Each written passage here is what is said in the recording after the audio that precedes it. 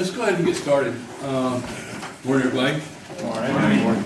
My name is Boyd Young. I'm from South Carolina. I work in the capital trial unit over there. I am going to be doing the closing in the meeting.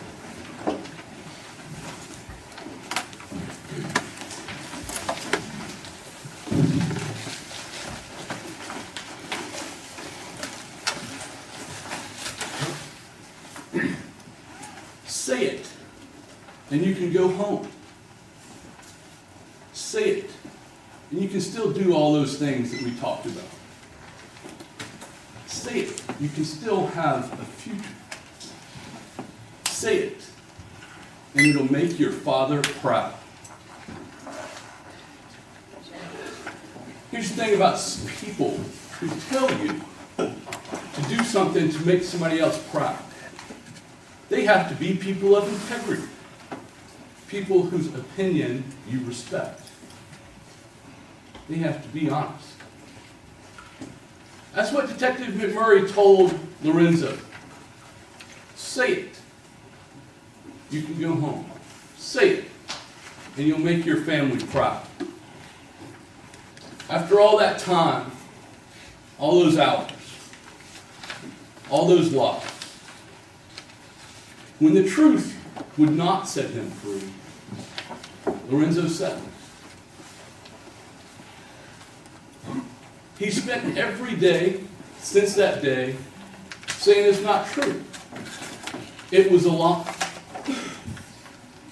He told you it was not true. It was a lie. And I imagine that coming here to this place and being with you and telling you that it's not true has made his father proud. You know he couldn't be here, but I know he's proud. I'm proud of you, Lorenzo. I'm proud to have had the opportunity to represent you.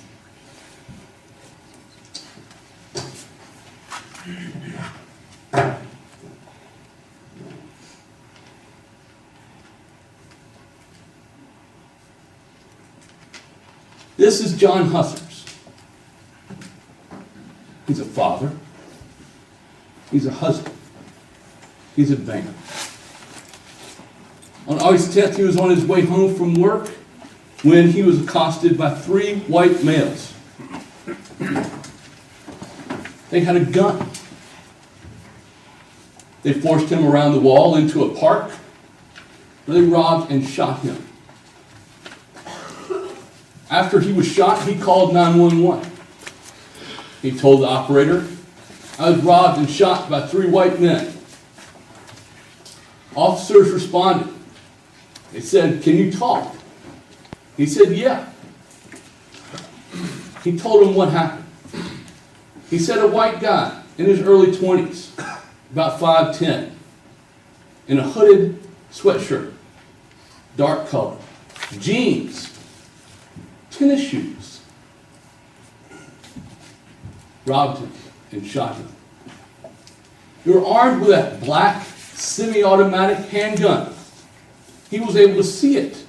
He described it. He handed over his wallet. That's how far he was from the white guy who robbed him and shot him.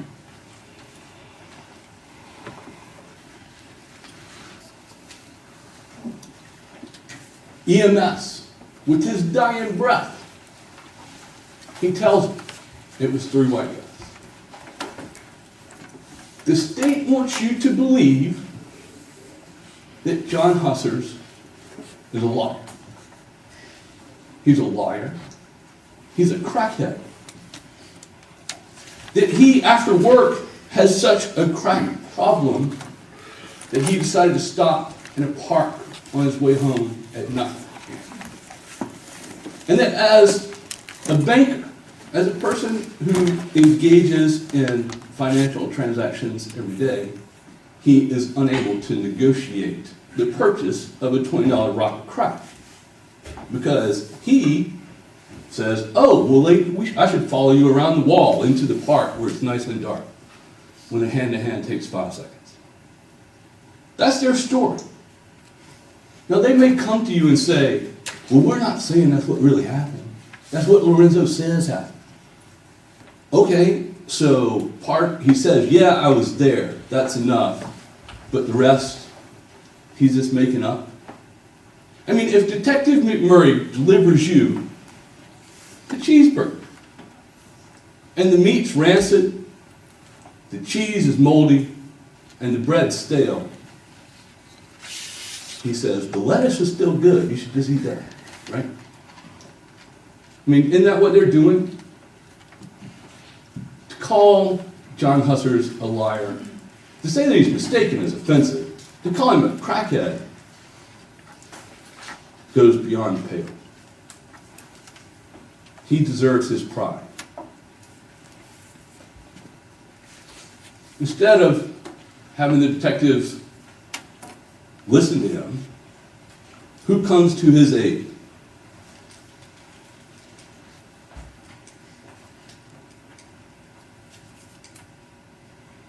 Blood and Maniac.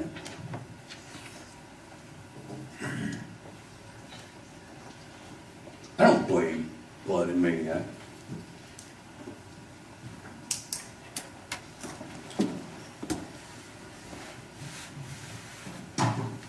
Working for the police as a confidential informant, has some information, maybe call later. Not the next day, maybe the other day, maybe the third day, whenever he gets around to it. That's their case. These two people. I don't know if you've heard it, maybe you haven't. There's a parable about a scorpion and a frog. Frog's sitting on the riverbank, and the scorpion walks up and says, how about giving me a ride across the river? I can't swim. Frog said, I'm not giving you a ride across the river, you'll sting me, and I'll die. Scorpion said, well, I wouldn't do that, because then we would both die. Frog said, well, that makes sense. Scorpion gets on the frog, they start out across the river.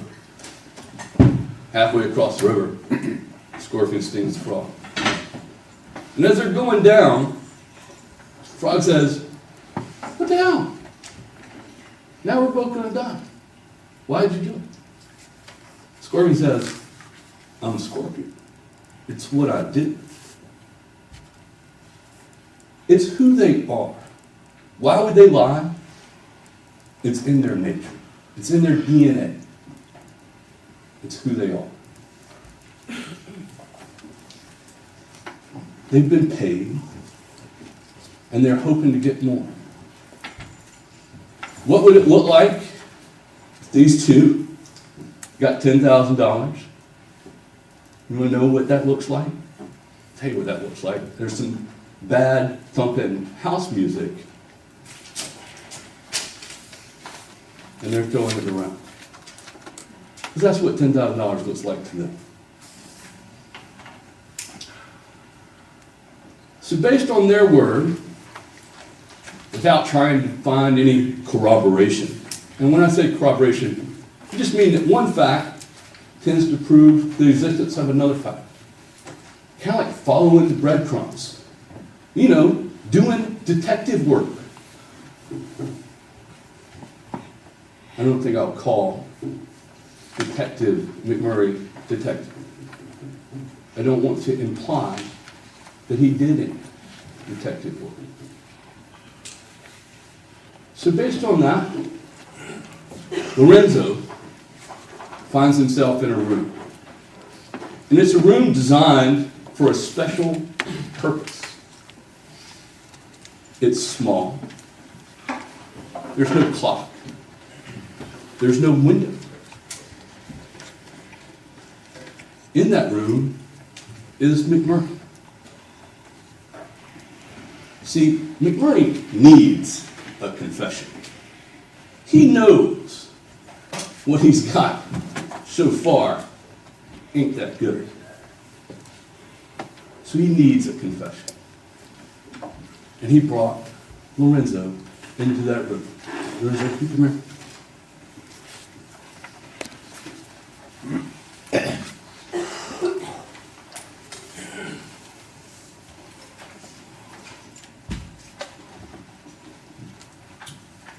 You see, they used to bring people in, bring in suspects, and get them to confess. You know, slap them around a little bit, hit them with a telephone book. You've heard those stories, right? You've heard those stories because it used to happen. It happened in Chicago. They used to put a gun to somebody's head and say, confess. And they beat a confession out of Lorenzo. They didn't do it the way that they used to do it. They used psychological techniques. They call it the Reed method. You know, it's designed by a guy who says everybody has their breaking point, you just have to find it. Some people's are less than others. So how do they start beating Lorenzo?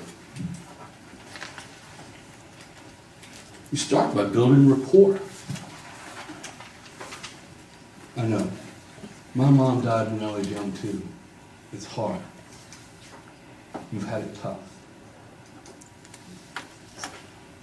They're showing him the gun.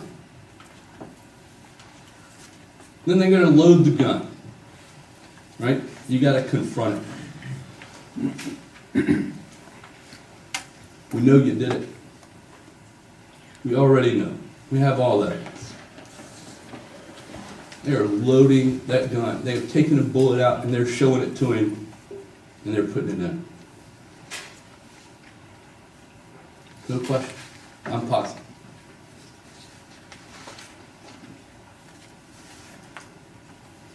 We have video cameras from the area. Got you on video. Don't bother denying. We got hair. We're going to get your DNA. We have eyewitnesses. They all saw you do it. What does Lorenzo say? What if that's good? They'll all prove that I wasn't there. That's fine. Great. Go get them. Test them. Here, you want some more DNA? I'm sure I got plenty. But they have a job to do. Reed method is you got to shut down the denials. You got to say, okay, you want to say you're a streeter with some guy, we'll check it out. We'll leave you in here, and we're going to go make some phone calls. At 2 o'clock in the morning, we're going to go call everybody in the streeter because we know he doesn't exist, right? I mean, that's what they say, right? Doesn't exist.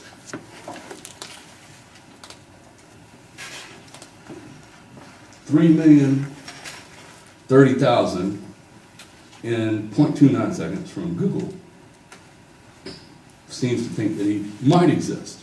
And I understand, maybe I'm being unfair. Okay. What about if I Google Luis Delgado in Streeter, Illinois, all the way down to 630,000, right? With a LinkedIn profile right here. Doesn't exist. They got to stop the denials. It's part of the method. That's cocking the gun.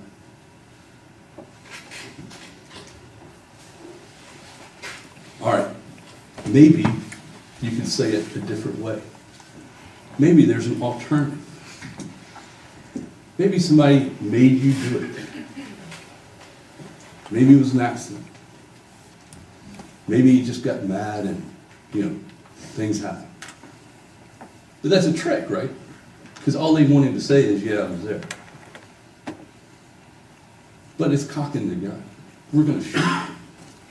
Your life is going to be over if you don't say it. Finally, you got to make him say it. He has to say it.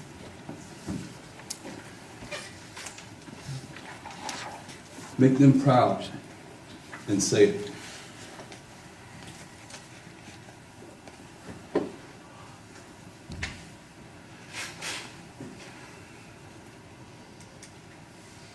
Yeah, he said it was something else. After all those hours and all those lies, he said, yeah, it was something else.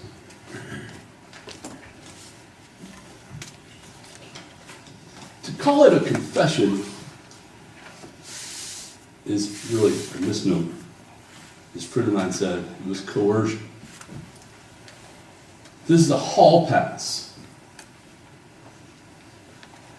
If McMurray had told Lorenzo to say that he could fly to get out of that room, he'd have said it. It doesn't make it true. He said what he needed to say to make it in.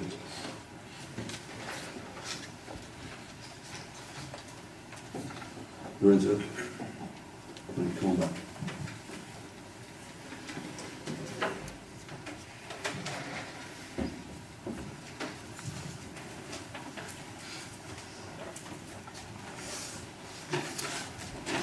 You know that it wasn't true.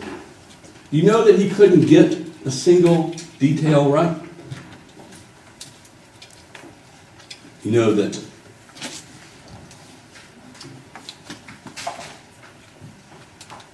what it is Lorenzo believed McMurray. He believed that those pieces of evidence actually existed. He didn't understand how they would work or how he could be caught up in them, but he believed it. And you know better. He believed McMurray when he said, say it, and you can still do all those things. You know better. He believed McMurray was a man of integrity, a man whose opinion could be respected, a man who was honest. You know better. So we said it. Did it just come out in some story? And you have the confession, you have the interrogation. I encourage you to watch it.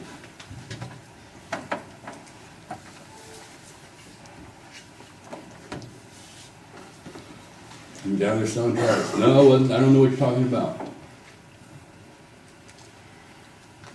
That's not the way that we heard it. You gotta change it up. Well, I can't tell you everything.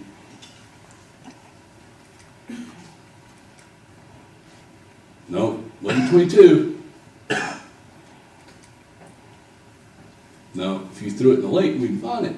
So it must be somewhere else. Nope, it was fired twice. Until 7 in the morning. It wasn't.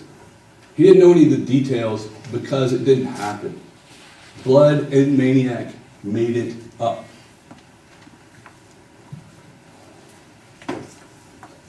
I know that you wouldn't want to believe that the police would force an innocent man to confess. You are the conscience of the community. You are the voice of our community.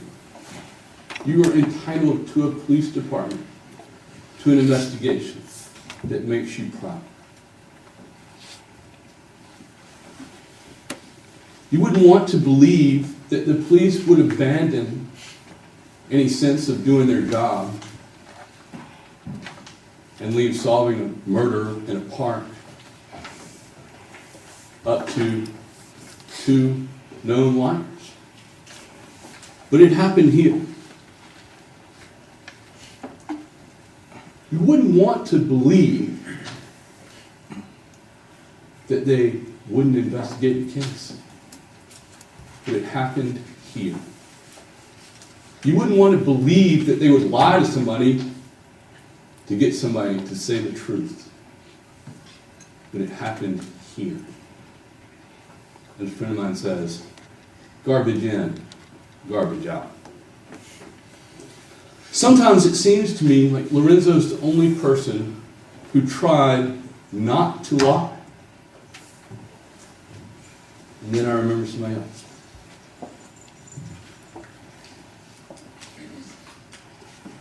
I remember John.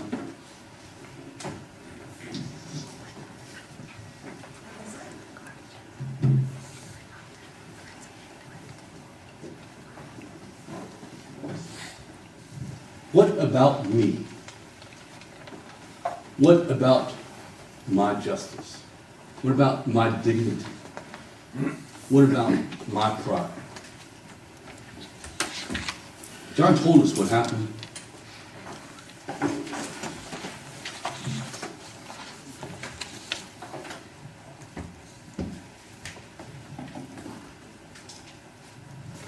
Emergency services, can I help you? I need an ambulance. I've been shot. Where are you, sir? In the park, right at the corner of Michigan and Monroe. I'm bleeding a lot. Keep still. Where were you shot? In the stomach. All units, EMS, respond to 1018 at Michigan and Monroe. An ambulance and police are on their way. They're in the area and should be there very soon. Did you see who shot you? It was a white guy. He and two more guys robbed me and then he shot me. Did you see where they went? No, they grabbed my wallet and ran off. The guy who shot me had a black hoodie on. It's dark. I didn't get a good look at their faces. I think the police are here. Tell them I'm laying in the grass behind the wall. Will do. The victim is in the grass behind the wall. You know, I think that the state wants you to imagine that maybe the hoodie was up, that maybe he didn't get a good look, that maybe it was dark. But the only evidence for that would be your imagination. Right? That's not what we're here. I wish that I could tell you that through your verdict you could give John Husser's justice. Maybe they'll go do something. I don't know. I know that you can prevent a final injustice. Make yourself proud with your verdict and find Lorenzo not guilty. Thank you. Yesterday, was a good deed. I talked a little bit about how to use flip charts and a small one as opposed to a large one. And before we started, I wanted to point out that that's what I'm going to do here a little bit. You'll notice when we go through this that I have marked certain things that I want to put up. We're going to pretend that during the time that I was cross-examining Coach Johnson, he said some things that were important during the during the testimony. And on this flip chart, I wrote down what he said. Then the night before closing argument, I take the pages from this, which are self-sticking, and arrange them on this flip chart so that I can put them in the order that I want them in. The D group I couldn't quite explain it, probably can't now. So I think you'll see as we go along what I'm talking about, using a smaller flip chart that is self-adhesive with one that is larger and a standard one. Also, I'm going to try to do something with that one that I've never done before, so we'll find out how that works.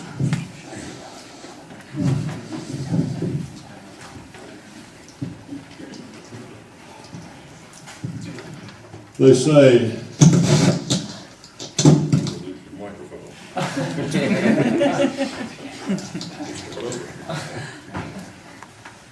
fiction.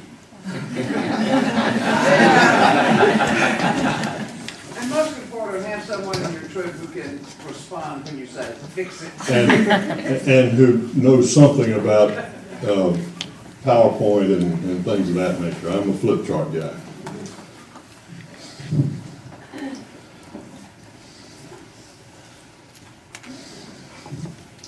They say it is human nature when someone is caught doing something they shouldn't be doing, to cover up, to pretend it didn't happen, to lie.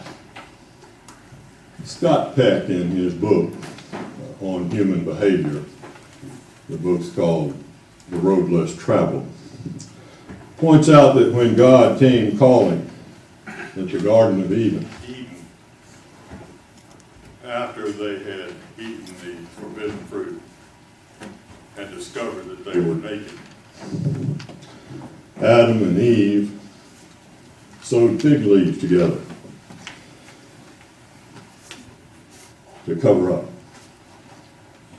Adam said, it's Eve's fault. She gave me the fruit. Eve said, it's the serpent's fault. He tricked me. Two people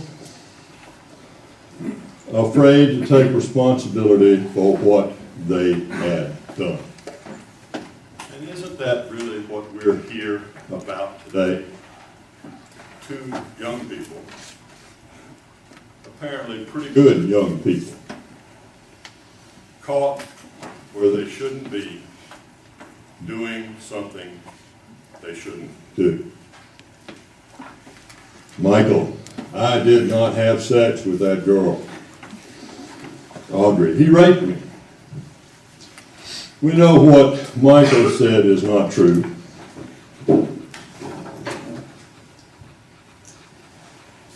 The DNA, the evidence tells us that's not true. He did have sex with Audrey. We know that what Audrey said is not true. Human nature, the evidence, and the law tell us that's not true. It would be a tough call for you members of the jury who to believe, except for the evidence, human nature, and the law. And I want to talk about those in reverse order, assuming I can figure out how to use this thing.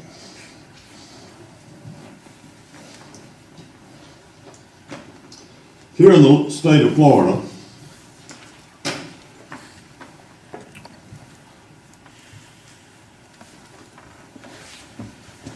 the law is pertaining to the crime of sexual battery. There are a lot of ways to commit sexual battery in the state of Florida. But the way that Michael Kittles is charged, he's accused of vaginal penetration of another person without that person's consent. In the end, the issue is consent. The state has the burden of proving lack of consent. Michael Kittles does not today deny that he had sex with Audrey. Audrey still claims it was without consent, and that's the issue we are to decide. The state has the burden of proof, and let's talk about that for a moment. You may not be able to read that in the back. The court will charge you when we have sat down, when the lawyers have finished their arguments. The defendant has entered a plea of not guilty. This means you must presume or believe the defendant is innocent. That presumption stays with the defendant as to each material allegation in the indictment through each stage of the trial unless it is overcome by evidence to the exclusion of and beyond a reasonable doubt.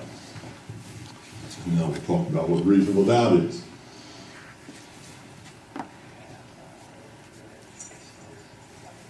The words reasonable doubt are used, you must consider, whenever the words reasonable doubt are used, you must consider the following. A reasonable doubt is not a mere possible doubt, a speculative, imaginary, or forced doubt. Such a doubt must not influence you to return a verdict of not guilty if you have an abiding conviction of guilt. On the other hand, if, after carefully considering and comparing and weighing all of the evidence, there is not an abiding conviction of guilt, or if, having a conviction, it is one which is not stable, but which wavers or vacillates, then the charge is not proved beyond every reasonable doubt, and you must find the defendant not guilty because the doubt is reasonable.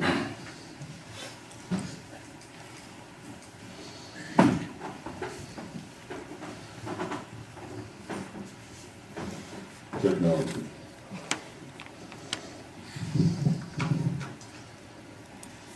So let's go to the evidence. We've looked at the law.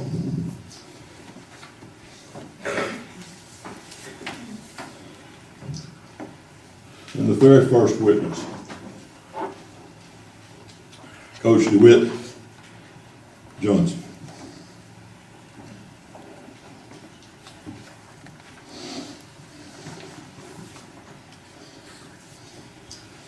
He went into the locker room and he heard a voice. You'll recall when Coach Johnson was on the witness stand. I wrote this down just to make sure, members of the jury, there'd be no question about what Coach Johnson said. You saw me write this down. You saw Coach Johnson confirm it. He heard a voice, a female voice, when he walked into the locker room.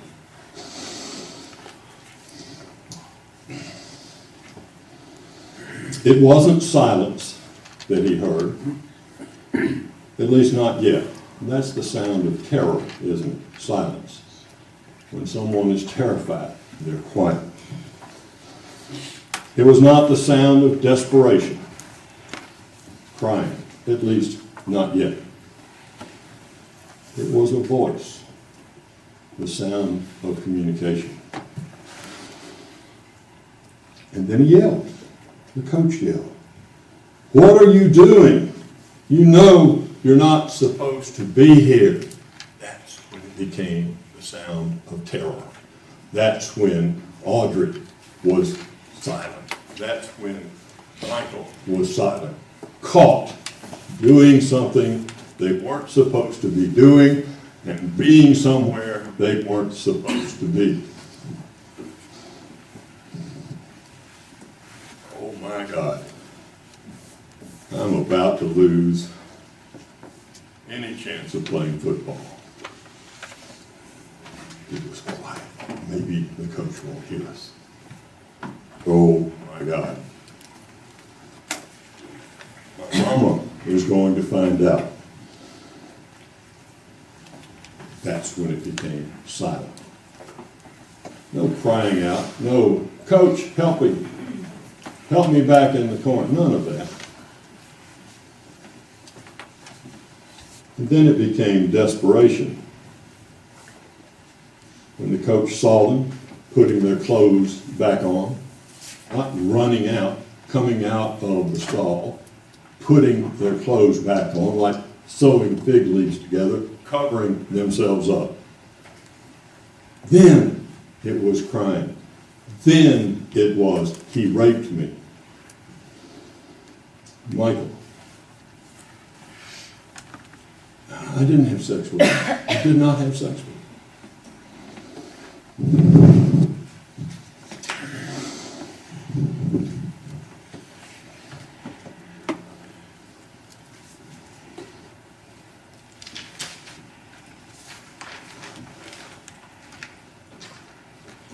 Detective Catherine Dunn, on that day, October 12th,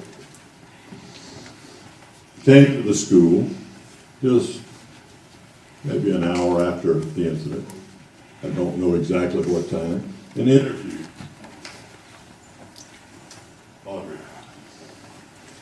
And we need to contrast what Audrey told her with what she told me in deposition.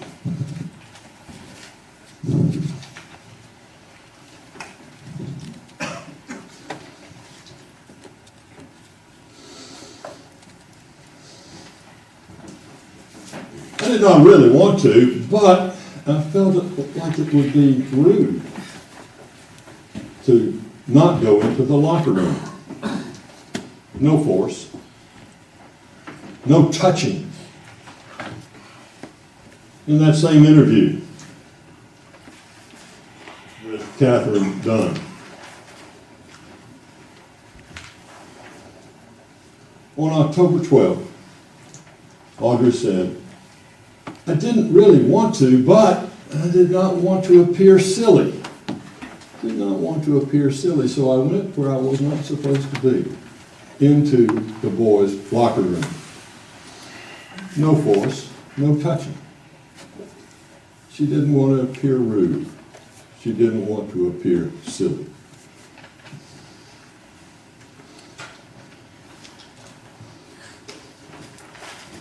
In the same interview,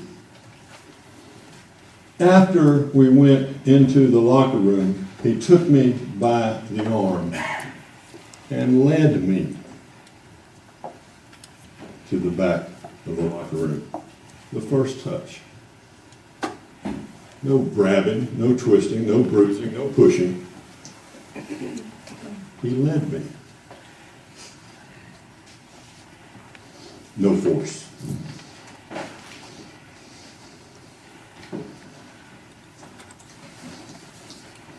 Consent.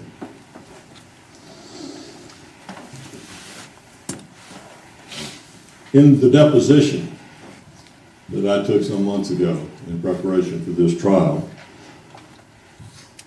Audrey Hart said, "I called my mom right away.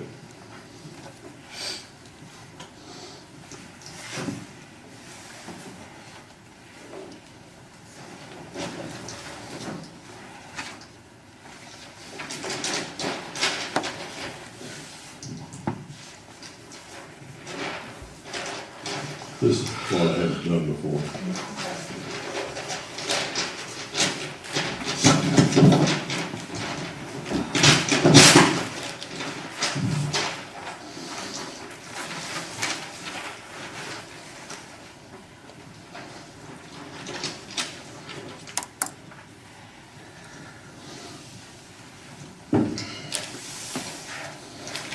But in her text message that afternoon on October 12 to her friend Marie,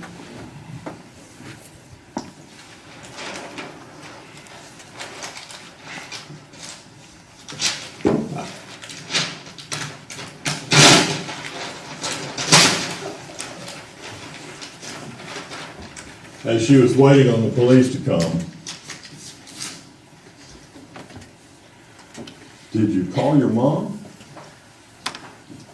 I'm afraid to tell her." There's no consistency. Did you call your mom? Oh, I called her right away. I'm afraid to tell her. Two different messages. It's a question of who are we going to believe. And Audrey has given us reason, and I'm not pointing a finger at her in any sense other than she is a young person caught someplace she wasn't supposed to be, doing something she wasn't supposed to do. In the deposition,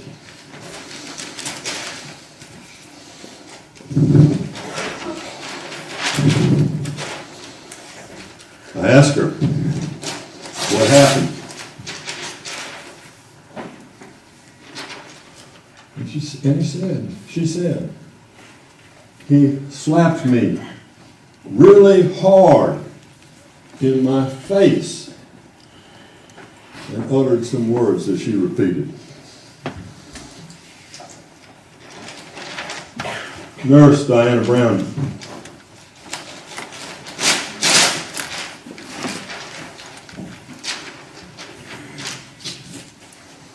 No injuries. Head to toe, examined her. No injuries other than the slight vaginal tear. And even there, no bleeding, no redness.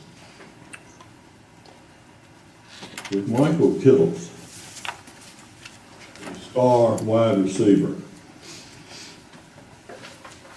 had slapped Audrey really hard in the face. And that afternoon, when Audrey went to the same nurse, when she was examined, don't you know, there would have been a mark. If Audrey had been dragged or pulled back to the back of that room by Michael Kittles, the wide receiver, star athlete about to go to Florida State University on a scholarship, don't you know there would have been other marks other than evidence of having consensual sex? And really, that's all the physical evidence is evidence of consensual sex.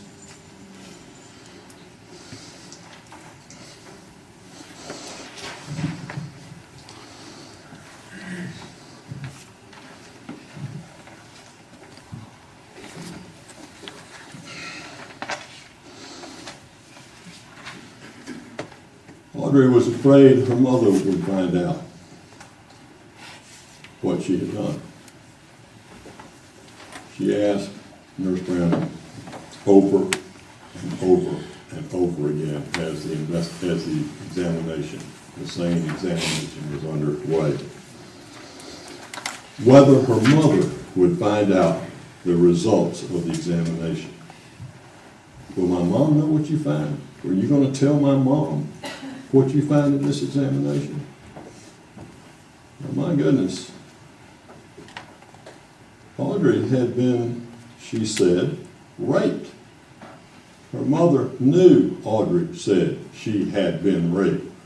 Why didn't Audrey want her mother to know what the nurse would find? Why would she be afraid? Because maybe the physical evidence would not support a claim of rape.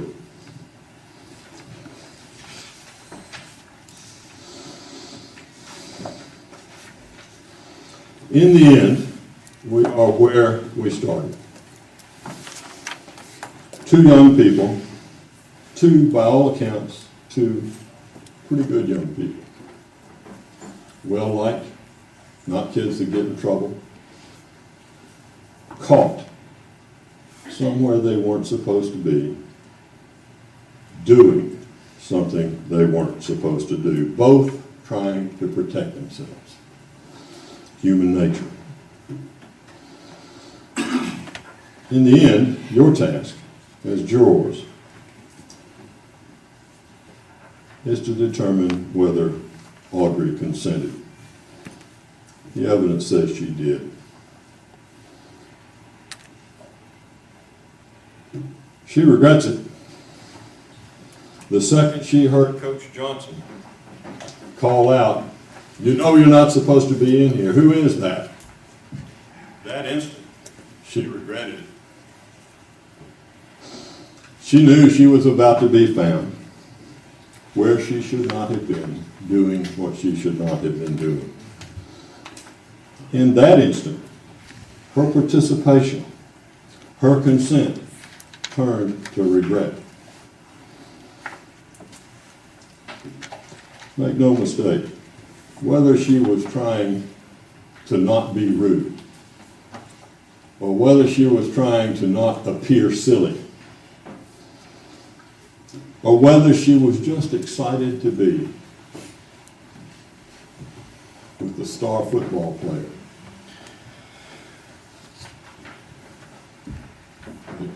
the other girls would love to see that she was with. He was a superstar. Whatever it was, she consented until the coach came.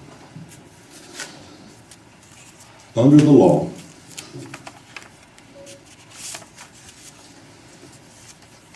where the state has the burden of proof, they must show beyond a reasonable doubt that there was no consent. Under the law, under the evidence, and considering human nature, there's only one verdict: not guilty. Thank you.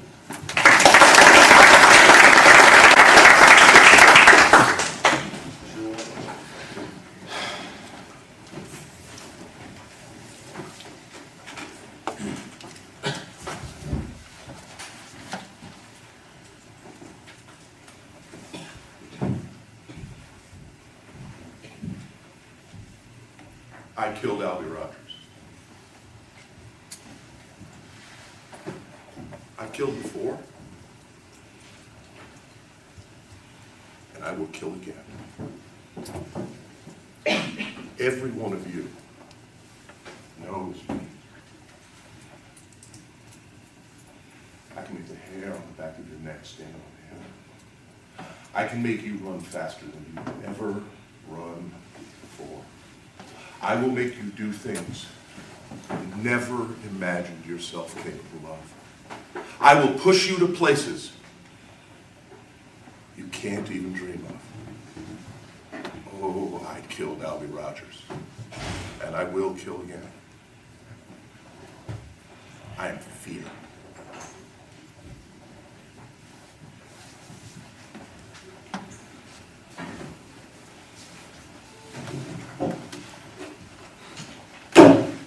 Make no mistake about it, ladies and gentlemen. Albie Rogers chose death.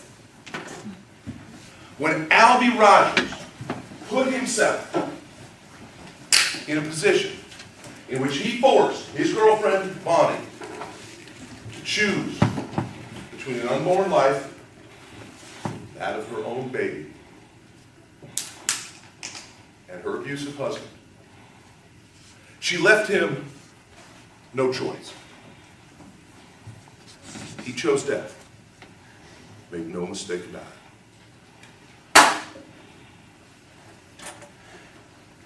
On that hot July night, just about a year ago, at about 9:15 in the evening, in their home that they shared,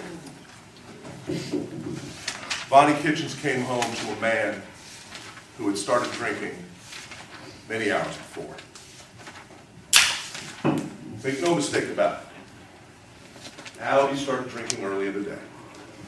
You see, Albie doesn't work. Albie spends most of his time on the couch in the living room drinking. Bonnie, on the other hand, Bonnie works. And on that July day, she left her home, as she always does, got on the bus around 8:30 in the morning to take the bus to the chicken plant where she works. 8 hours a day, 5 days a week, for minimum wage, while Albie Rogers sat at home and drank. And after 8 excruciating hours on her feet, deep-beaking chickens, covered in their excrement, smelling of their blood, Bonnie went home, as she did every night, to her husband, who had been drinking. Make no mistake about it. Albie Rogers chose death. It is a simple fact of the human world and the animal kingdom that when forced to choose between protecting a child and an external threat, any good mother will protect that child. Any mother will protect that child. Any black bear will protect her cub, any chicken her chick. And all Bonnie did is what anyone would do when her baby was threatened. So while Albie Rogers chose death, Bonnie Bees chose life. She walked in that door to find Albie in the living room, drinking as he had been drinking all day. Let me tell you a little bit about their relationship. You see, Bonnie and Albie didn't have the best relationship. You might say that's because, well, I guess you'd say that's because Albie was abusive. Sure. Regina, who you heard from, wants to downplay and say, oh, slapped her around a little. Well, let's leave aside whether or not there's ever an excuse to slap anybody around a little. We also know that Regina Rogers is a liar.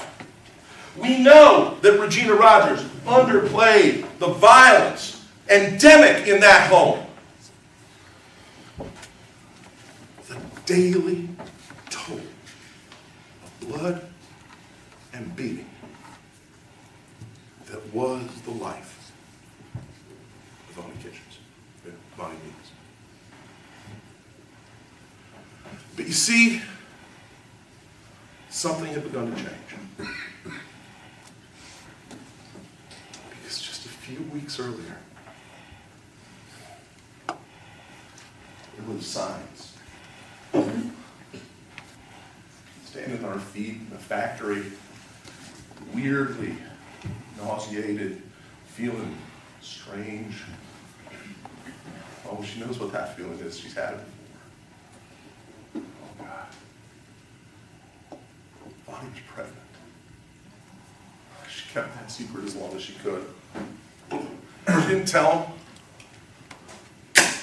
You know why she didn't tell him. Because the last time Bonnie told Albie about a pregnancy, he beat her, kicked her in the stomach, left her bruised, and left her back.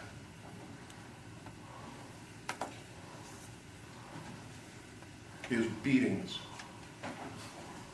they're like rain in a Georgia June.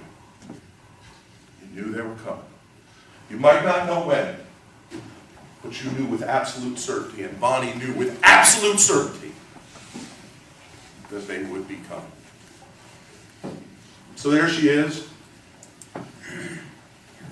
in the living room, with Albie, drinking like he always did, exhausted after a day in the chicken factory, carrying inside her her precious secret.